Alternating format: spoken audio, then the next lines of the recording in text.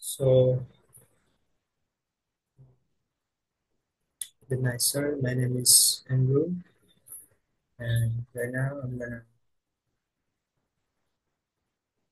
tell you about the introduction to writing, text, context, and gender.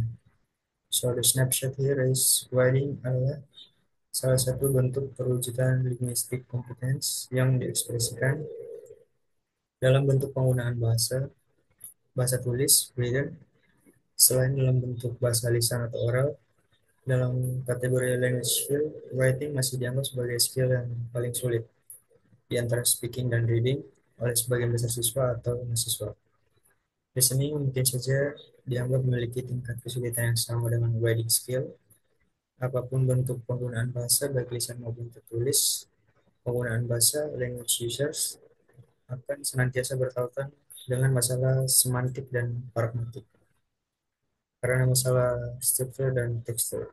Semantik berkaitan dengan tingkat pemahaman penggunaan bahasa, apa meaning of words, word groups, and process.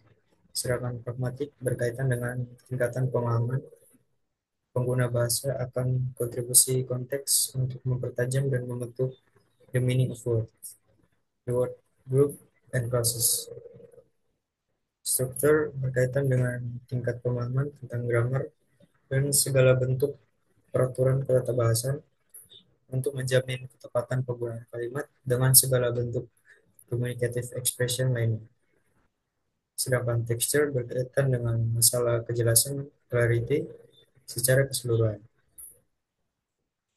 Tujuan utama suatu informasi, gagasan atau pesan, communicative purpose, yang dituangkan dalam sebuah teks secara utuh atau unity. Sebelum memasuki pembahasan utama dari buku ini, yaitu Writing Prose, saya akan mengajak Anda untuk terlebih dahulu memahami tentang writing and language function dan text and context communication. So, in detail patterns, point A, writing and speaking. Selain aktivitas penggunaan bahasa dalam bentuk speaking dan reading, aktivitas writing adalah salah satu bentuk manifestasi pemanfaatan bahasa sebagai media komunikasi. Pengguna bahasa Inggris sebagai bahasa asing seperti masyarakat Indonesia akan senantiasa mendapati bahwa writing tidaklah semudah speaking, walaupun keduanya dianggap sebagai bentuk manifestasi aktif penggunaan bahasa atau encoding. Dalam kegiatan writing, penulis sebagai narasumber tidak dalam situasi berhadapan atau face to face dengan pembaca sebagai target informasi. Oleh karena itu, jika terjadi misunderstanding karena pembaca misinterpreting the text, akibatnya bisa fatal. Di dalam aktivitas speaking, narasumber bisa menggunakan sekaligus seluruh linguistik dan extra linguistik competence untuk membantu membuat informasi, gagasan atau pesan sehingga communicative purpose menjadi lebih jelas. Misalnya, selain narasumber bisa menggunakan bahasa dengan ketepatan penggunaan gramarnya, dia juga bisa menggunakan gerakan tubuh, gerakan tangan, dan facial expression dalam menjelaskan informasi yang dimaksud. Dengan demikian, benarlah yang dikatakan orang bahwa jika yang diutamakan dalam sistem pembelajaran bahasa Inggris adalah communication, yaitu bisa berbicara dengan bahasa Inggris semata, maka penguasaan content words dirasa sudah cukup. Hanya dengan menguasai content words, seorang sudah dipastikan bisa berbicara dengan mudah karena kejelasan pesan dapat dibantu dengan gerakan tubuh, tangan, dan facial expression atau gestures. Di dalam aktivitas speaking, jika hanya berpatokan dalam communicative approach, seperti versi orang-orang pada umumnya, mungkin Anda bisa melakukannya tanpa perlu merasa berdosa. Meskipun secara gramatikal atau secara struktur bentuk kalimat atau bentuk ujaran yang keluar dari bibir masih kacau, semrawut, dan tidak beraturan, tetapi Anda bisa terus saja berbicara kepada orang lain sepanjang maksud Anda bisa dipahami. Konsep communicative approach banyak diterjemahkan secara sederhana oleh banyak orang. Yang penting maksud ucapan kita bisa dipahami orang-orang lain. Hal demikian secara culture bisa diterima karena Pendengar tidak mungkin protes atas kesalahan penggunaan grammar yang tidak tepat pada kalimat atau ujaran kita. Lawan bicara kita terus saja mau berpartisipasi. Hal itu bisa terjadi karena ketidakjelasan struktur yang sebenarnya bisa memengaruhi kejelasan informasi dapat diatasi dengan bahasa tubuh, gerak tangan, facial expression, dan intonasi atau nada bicara. Lain halnya dengan writing. Dalam aktivitas writing, kita berhadapan dengan pendengar yang tidak tampak, yang dalam hal ini adalah calon pembaca tulisan kita. Jika terjadi kesalahan atau ketidakjelasan struktur, kita tidak bisa mengatasinya dengan bahasa tubuh, facial expression, atau nada bicara. Ketidaktepatan struktur akan berdampak pada kesalahan atau penyimpangan interpretasi, dan hal yang demikian akan sangat berbahaya. Oleh karena itu, penguasaan linguistik kompetensi yang baik diperlukan sehingga Anda sebagai reader dapat menulis teks dengan struktur yang tepat. Selain itu, informasi yang Anda sampaikan juga menjadi lebih jelas dan terhindar dari kesalahan interpretasi normal.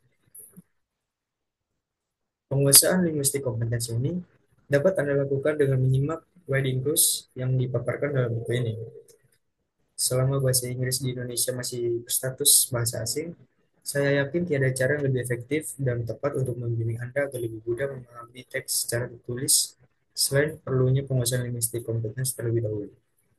Penguasaan tersebut mencakup penguasaan konsep structure, kemudian baru diikuti oleh penguasaan dan pendalaman masalah tekstur yang banyak dibicarakan oleh para pakar sebagai theory of writing. Jadi kita bisa melihat skema di sini, writing, making a text, structure linguistic competence, dan texture theory of writing. Dari diagram sederhana di atas, dapat saya jelaskan bahwa dasarnya writing adalah aktivitas membuat sebuah teks.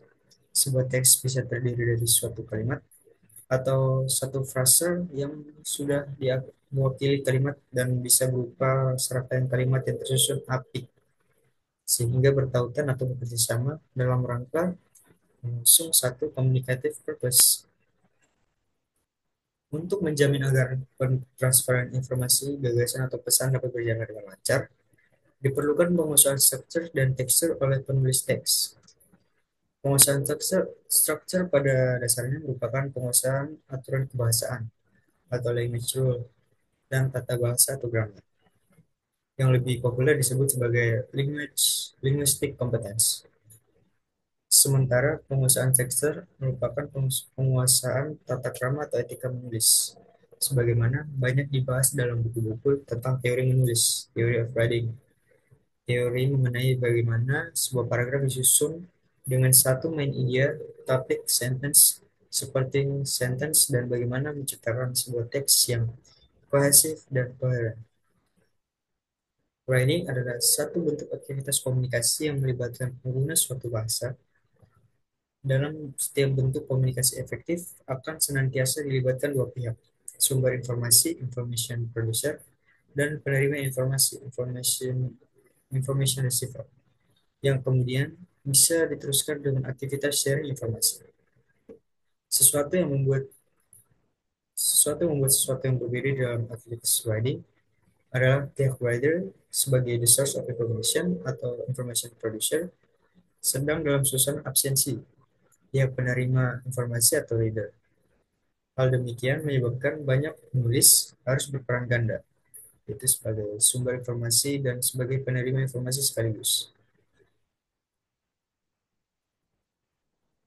Hal demikian terjadi karena sebelum hasil tulisan tersebut dibaca oleh pihak penerima informasi, sebagai pihak pemberi informasi, dia harus mengevaluasi pemahaman dirinya sendiri tentang apa yang sudah ditulisnya tersebut. Dengan kata lain, selain menjadi pihak pemberi informasi, seorang penulis juga harus menjadi calon penerima informasi atau sebagai prospective reader dalam proses penulisan teks. Kondisi kondisi akan menjadi lebih sulit jika pihak penulis dan calon pembaca teks tidak memiliki background budaya yang sama atau tidak memiliki pengetahuan skemata yang sama atas apa yang sedang atau telah ditulis. Permasalahan demikianlah yang harus dipahami oleh setiap penulis teks. Poin B. Language Metafunction.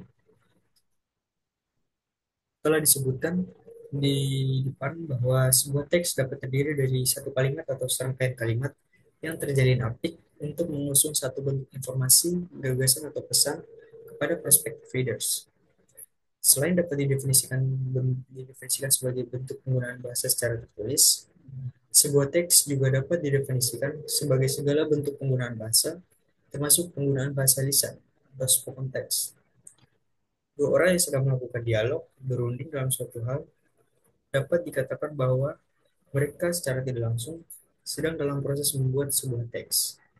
Jika segala bentuk ucapan atau kalimat yang mereka ungkapkan kemudian ditulis, maka Anda akan mendapati suatu bentuk spoken language yang merupakan sebuah bentuk written text.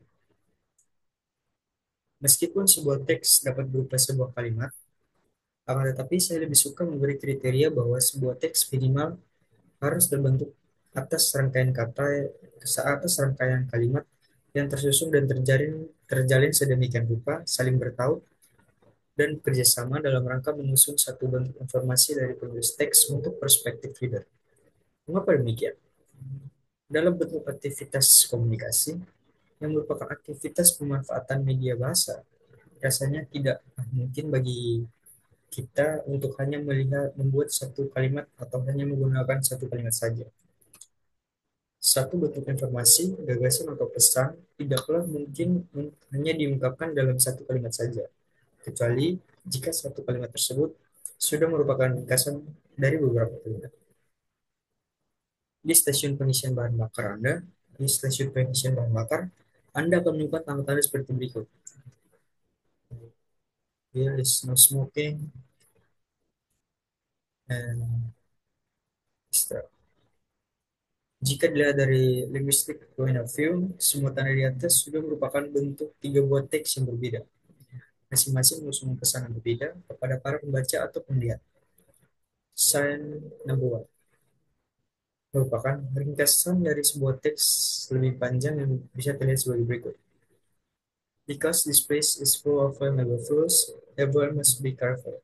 The smokers are not allowed to smoke here, except they can be responsible for the emergent cause of the loss in case an explosion happens because of their cigarettes. Therefore, please don't smoke. Uh, and the sign number two is merupakan ringkasan dari sebuah teks panjang yang bisa terlihat seperti berikut. This place is personal, which can be dangerous for anybody to enter except those who are authorized in charge. Therefore, you are not allowed to enter this place, or you will be fined in case you are found getting in. Please don't enter this so that you will not have to be pay any fine or for careless act. Sign number three merupakan ringkasan dari sebuah teks panjang yang bisa terlihat seperti berikut. You are not allowed to go straight or turn right. You will find a dead end if you go straight. If you turn right, you will against the traffic, and it can endanger your safety. You will be pulled up by the policeman and be fined for breaking the regulation. To find your comfort of driving, please turn left and have a nice drive.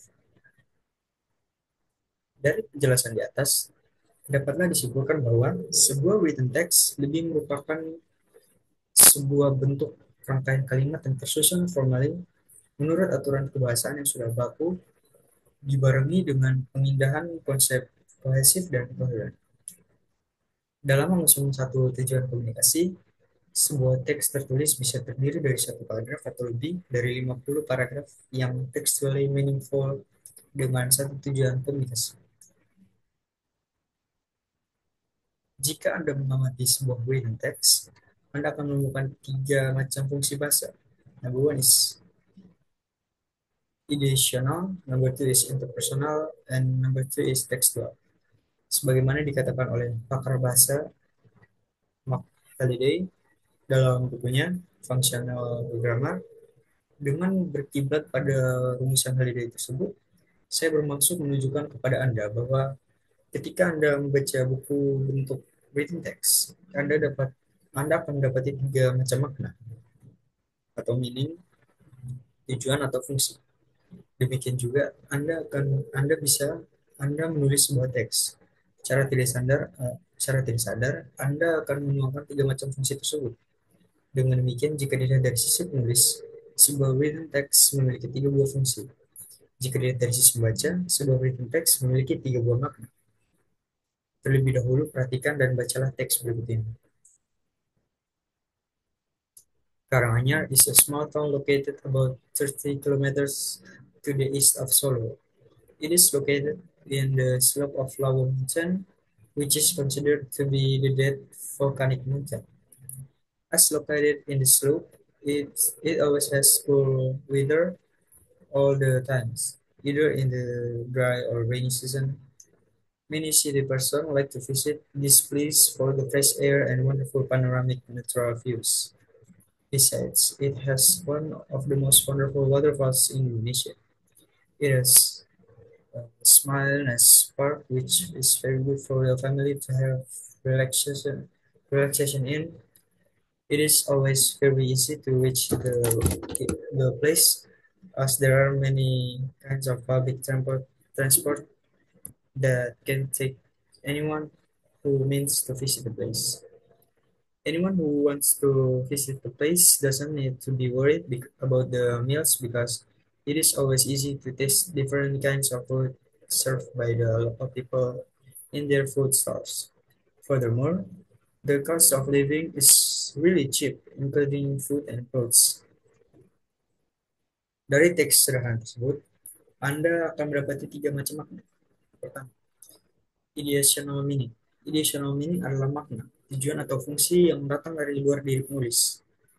Dari setiap kalimat yang tertuang dalam teks di atas, Anda akan mendapati makna realita tentang alam, kondisi, pengalaman masa lalu, ataupun sekarang, dan sebagainya. Yang semuanya merupakan makna realita yang sebenarnya.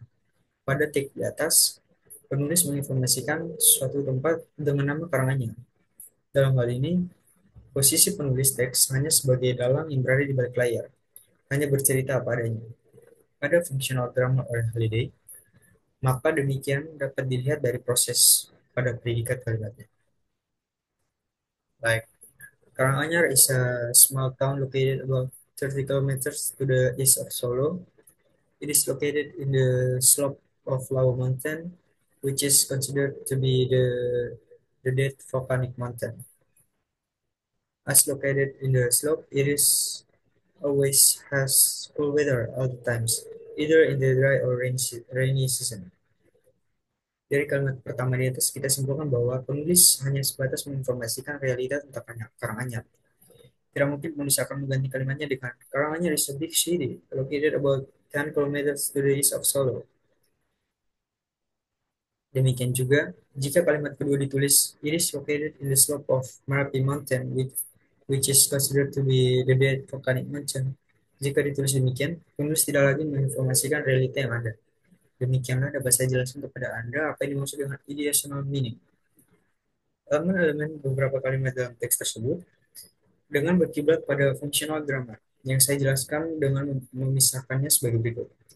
Subjek objek komplement yang diwakili oleh partisipan, sedangkan predikat yang diwakili oleh proses, dan adverb class atau adverb clause yang diwakili oleh circumstance.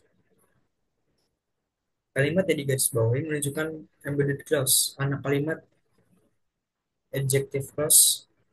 Misalnya, Karanganyar is a small town located about 30 kilometers to the east of Solo. It is located in the slope of Lawu Mountain, which is considered to be the dead volcanic mountain. As located in the slope, it always has cool weather all the times, either in the dry or rainy season. Many city persons like to visit this place for the fresh air and wonderful panoramic natural views. Besides, it has one of the most wonderful waterfalls in Indonesia. It has a small nice park, which is very good for the family to have relaxation in. Number two, interpersonal meaning. Interpersonal meaning adalah makna atau tujuan yang datang dari diri penulis dan tertuang pada setiap kalimat yang ditulis. Pada fungsional grammar, Makna ini direpresentasikan pada penggunaan subjek dan finite. Finite. Oh, I don't know how to read it, so sorry if it's wrong.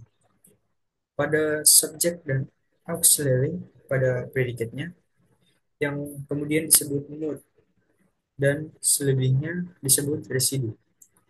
Kita lihat kembali beberapa kalimat berikut. Karanganyar is a small town located about 30 kilometers to the east of Solo. It is located in the slope of Lawu Mountain, which is considered to be the dead volcanic mountain, as located in the slope. It always has cold weather all the times, either in the dry or rainy season. Dalam mengungkapkan kalimat yang pertama, selain penulis bercerita tentang realita dalam suatu tempat yang bernama Karanganyar, dia juga memiliki maksud tertentu dari dirinya sendiri. Ini dapat dilihat dari subjek dan auxiliary di bagian predikatnya, disebut sebagai interpersonal meaning. Karena dalam menuliskan setiap kalimat, pasti terdapat maksud tertentu yang ingin disaringkan penulis kepada pembaca. Jika kalimat pertama dikupas, maka personal meaning dari sisi penulis adalah penulis ingin mengungkapkan suatu tentang karangannya. Maka subjek kalimat adalah Karanganyar, bukan Yogyakarta atau Semarang. Auxiliary yang dipergunakan adalah is, yang berarti penulis bermaksud informasikan tentang kondisi sekarang. Jika diganti dengan was, maka maksudnya akan menjadi lain. Interpersonal meaning yang tertuang pada kalimat ketiga dapat dideskripsikan sebagai berikut. Penulis masih ingin mengungkapkan tentang Karanganyar. Auxiliary yang digunakan pada kata predikat khas adalah das. Ini berarti penulis juga bermaksud ingin menginformasikan tentang kondisi sekarang. Penggunaan always menunjukkan bahwa penulis memberi tekanan kebenaran yang diinformasikan 100%. Maksud akan menjadi lain jika penulis menggunakan sometimes. Elemen-elemen dikupas menjadi menggunakan fungsional grammar dengan memisahkannya sebagai berikut.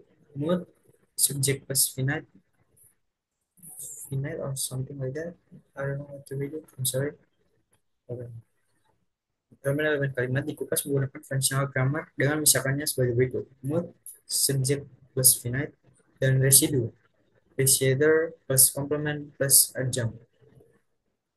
Kalimat yang digarisbawahi menunjukkan embedded clause. Karanganyar is a small town which is located about 30 kilometers to the east of Solo. It is located in the slope of Lawu Mountain, which is considered to be the dead volcanic mountain. As located in the slope, it does always has cool weather all the times, either in the dry or rainy season. Number three is textual meaning. Textual meaning adalah satu makna utuh dari keseluruhan teks yang ditulis. Juga merupakan kesimpulan, maksud, atau tujuan ditulisnya sebuah teks. Textual meaning lebih merupakan communicative purpose suatu teks yang bukan bersifat kalimat per kalimat, akan tetapi berupa makna yang disimpulkan atas rangkaian kalimat dari yang pertama hingga yang terakhir. Setiap teks yang ditulis pasti memiliki suatu tujuan atau pasti memiliki communicative purpose. Inilah yang dimaksud dengan textual meaning. Jika Anda mengamati teks di atas, pasti Anda bisa menyimpulkan communicative purpose yang terkandung dalam teks tersebut. Textual meaning merupakan kolaborasi atas ideational meaning dan interpersonal meaning, dan memiliki sifat parsial karena dikutip dari kalimat per kalimat. Sementara, textual meaning yang merupakan the goal atau aim of the text dikutip dari perkalian dan kesinambungan antar kalimat yang satu dengan kalimat yang lain dalam suatu konteks yang utuh untuk mengusung satu communicative purpose.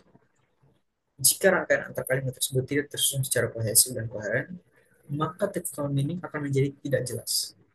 Oleh karena itu, agar textual meaning menjadi jelas, sebuah teks harus ditulis cohesively and coherently. Dapat Anda baca pada clue 12 dalam buku ini. Akan kita bahas nanti. Dalam konteks textual meaning, Hal yang penting bagi Anda sebagai pembaca adalah kemampuan menyimpulkan communicative purpose pada teks yang Anda baca dan tujuan akhir dari teks tersebut. Sementara itu, jika Anda berdiri sebagai seorang penulis teks, hal yang harus Anda lakukan adalah bagaimana Anda bisa memperjelas communicative purpose dari teks yang Anda tulis dengan konsep textual meaning. Dalam hal ini, penggunaan cohesive dan coherent devices menjadi sangat diutamakan. Dilihat dari konsep textual meaning, maka kira-kira communicative purpose dari teks di atas. Pertama, memberikan informasi gambaran tentang indah dan nyamannya Karanganyar dengan cuaca yang senantiasa cool, udara yang senantiasa fresh, dan dengan panorama alam yang wonderful. Jika teks tersebut ditulis oleh seseorang yang tinggal di Karanganyar dan bekerja di agen atau kantor pariwisata, maka secara tidak langsung teks tersebut juga merupakan bentuk iklan untuk menarik perhatian supaya Anda berkunjung ke sana. Functional grammar memberikan petunjuk untuk menciptakan textual meaning sehingga communicative purpose of the text menjadi lebih jelas dan mudah dipahami oleh pembaca. Setiap kalimat diciptakan dengan kategori bagian then yang merupakan bagian pangkal berpijak diindikasikan sebagai bagian kalimat awal kalimat. Rem merupakan deskripsi continuity dari bagian kalimat yang dikategorikan sebagai then. Bagian kalimat yang dikategorikan sebagai them adalah bagian awal kalimat, subject atau adverbial phrase or clause. Dilihat dari konsep them dan rem, beberapa kalimat dalam teks di atas dapat dikupas dengan adjective clause di garis bawah dan adverbial clause dicetak miring. So for the example here, Karanganyar is a small town located about 30 kilometers to the east of Solo. It is located in the slope of Lago Mountain, which is considered to be the dead volcanic mountain. As located in the slope, it always has cool weather all the times, either in the dry or rainy season. Many city persons like to visit this place for the fresh air and wonderful panoramic natural views. Besides, it has one of the most wonderful waterfalls in Indonesia. It has a small nice park which is very good for the family to have relaxation in. It is always very easy to reach the place as there are many kinds of public transports that can take anyone who needs to visit the place. Anyone who wants to visit the place doesn't need to be worried about the meals because it is always easy to taste different kinds of food served by the local people in their food stalls. Dalam konsep textual meaning diperkenalkan juga konsep kohesif dan koheren. Kedua konsep tersebut sangat berkaitan dengan masalah penciptaan sistem hubungan antar kalimat di dalam satu paragraf dan antar paragraf, sehingga hasil rangkaian kalimat tersebut bisa menjadi sebuah media atau road yang comfortable untuk meluncurkan informasi, ide, atau pesan penulis. Konsep koheren dapat diciptakan antara lain dengan menggunakan kata penghubung seperti besides, as, because, furthermore, dan sebagainya. Sedangkan konsep kohesif dapat diciptakan dengan konsep perujukan, reference, konsep perwakilan, station, konsep peringkasan, elipsis, dan konsep hubungan, conjunctive past process. Diperhatikan kembali teks di atas. Apa akibatnya jika kata penghubung tersebut dihilangkan? Apakah meluncurnya informasi terasa nyaman? Tidak, bukan. Poin C. Text dan konteks of communication. Sebagaimana telah dijelaskan di atas, teks dapat didefinisikan sebagai suatu bentuk perwujudan penggunaan bahasa yang meliputi perwujudan penggunaan bahasa secara lisan maupun tertulis. Di dalam buku ini, definisi lebih terfokus pada pembahasan perwujudan penggunaan bahasa secara tertulis.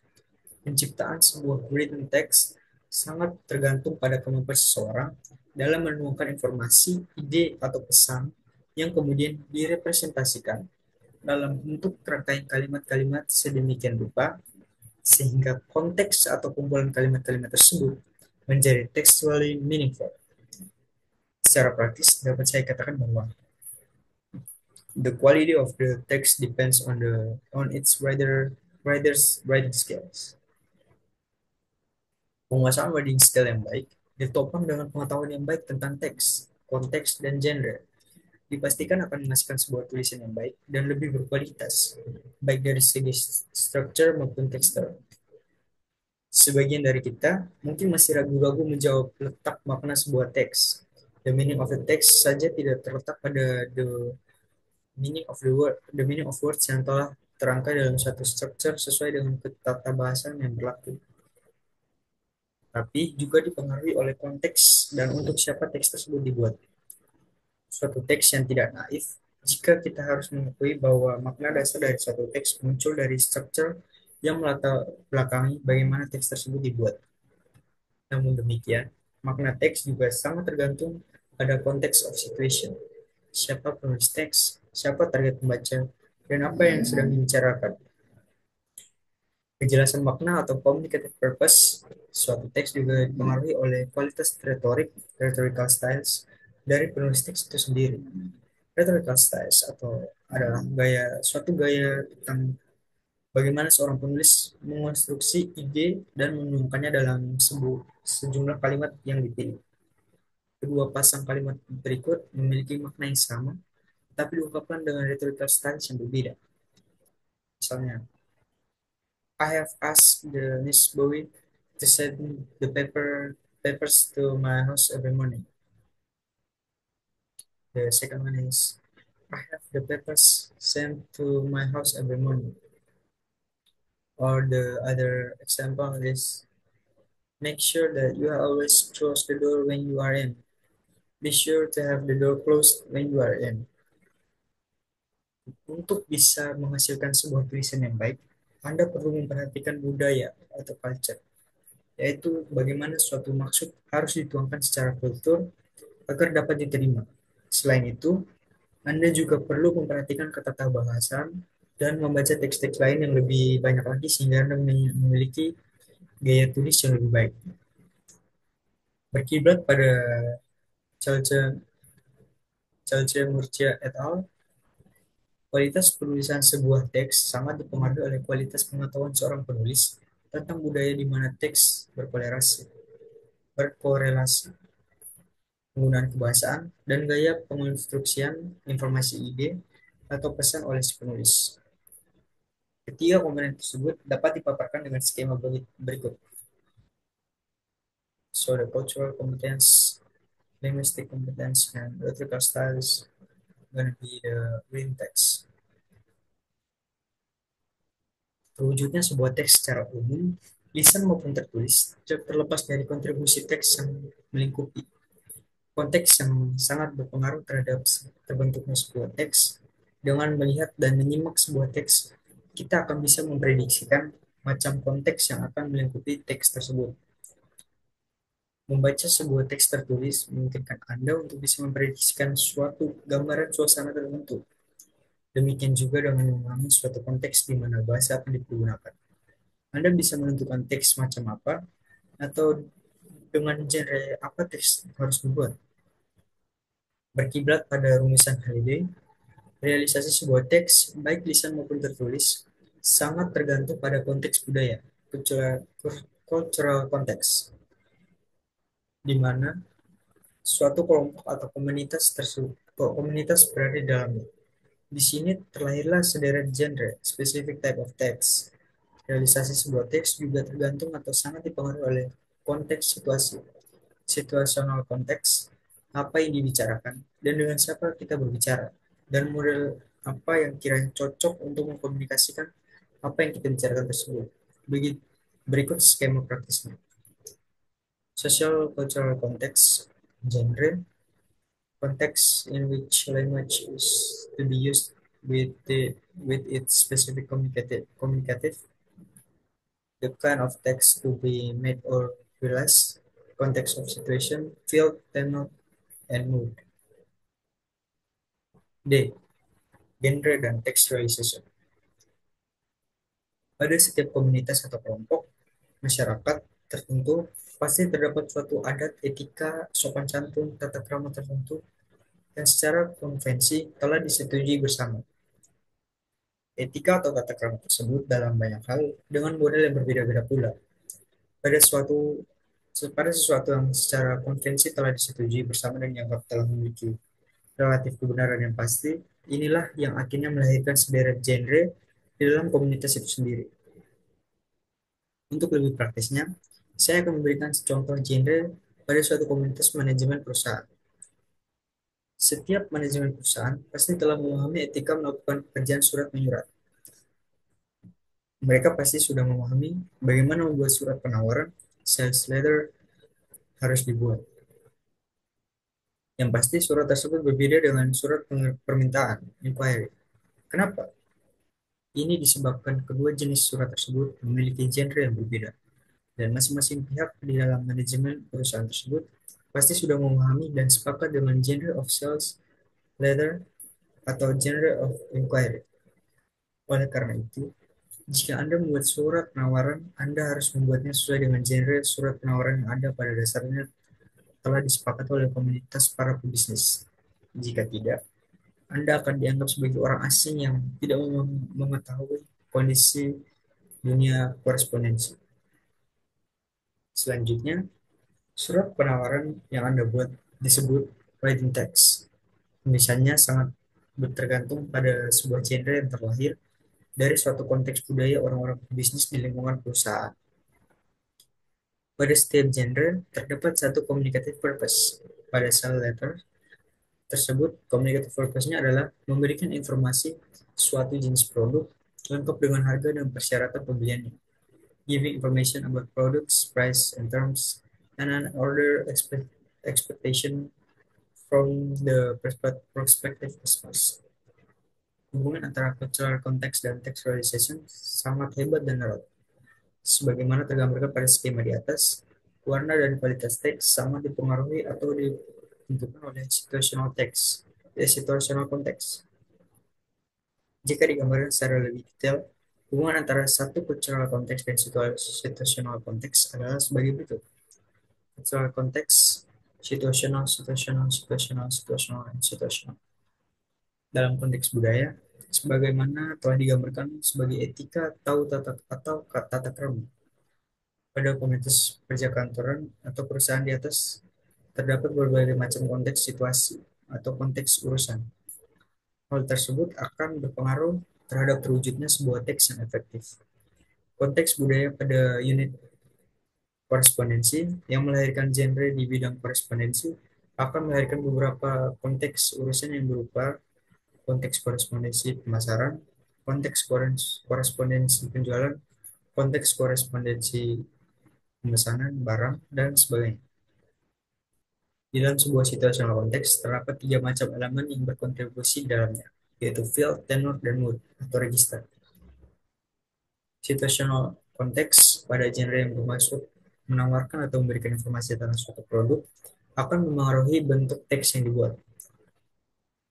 Register, field, macam produk yang ditawarkan, kualitas, harga, syarat persyaratan pemesanan, dan sebagainya. Tenor, status jabatan dan seberapa dekat hubungan antara kedua belah pihak. Jika penawaran tersebut dilakukan secara tertulis, maka hal tersebut menunjukkan status jabatan dan seberapa dekat hubungan antara penulis surat dan calon pembaca surat. Hal demikian akan berpengaruh terhadap tingkat formalitas penggunaan bahasa. Mode merupakan keputusan pemilihan model penggunaan bahasa. Channel of language being used untuk menawarkan produk tersebut. Apakah tertulis melalui media telepon, tertulis melalui surat biasa, dengan brosur, price list, dengan email, melalui fax email. Language is functional. Demikianlah yang diangkat oleh systematic functional grammar. Dengan demikian, suatu aktivitas komunikasi dapat diwujudkan dalam sebuah teks yang di dalamnya terdapat tiga fungsi yang ditengarai oleh ditengarai oleh ditengarai sebagai fungsi atau teks atau fungsi bahasa karena suatu teks hanya bisa direalisasi dengan menggunakan suatu bahasa. Oleh karena itu, fungsi suatu bahasa hanya dapat dilihat jika bahasa tersebut telah digunakan dalam konteks tertentu. pada sebuah written text yang terlahir dari sebuah genre dan terbentuk oleh register, field, tenor, dan mode, terdapat fungsi ideational function, interpersonal function, dan textual function. Genre terlahir dari cultural context yang kemudian menghasilkan register sehingga membentuk sebuah teks. Cultural context menghasilkan genre, menghasilkan register, menghasilkan writing text. Setiap kali Anda mendengar genre, maka konsepkan di dalam pikiran Anda sebuah communicative purpose di mana terdapat keterpaduan tiga buah fungsi dalam sebuah teks yang dibentuk oleh register ideational, interpersonal, dan textual function.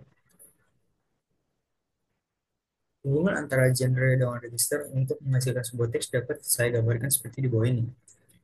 Ideational, interpersonal, dan textual, field, tenor, dan mood menghasilkan sebuah written text.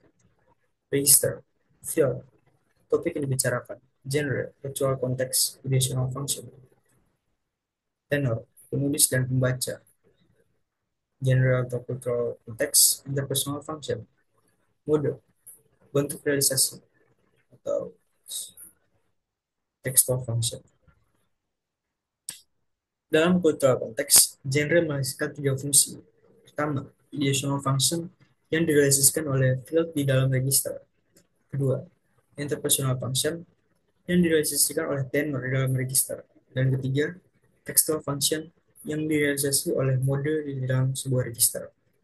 Setelah memahami introduction yang berisi signpost untuk membahas writing goals dalam buku ini, dan selesai menyimak semua clue yang ada dalam buku ini, Anda diharapkan dapat membuat berbagai macam teks yang lebih textually meaningful, baik dari sisi structure maupun texture.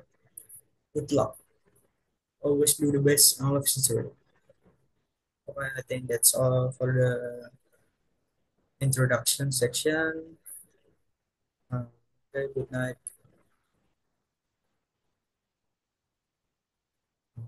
and thank you.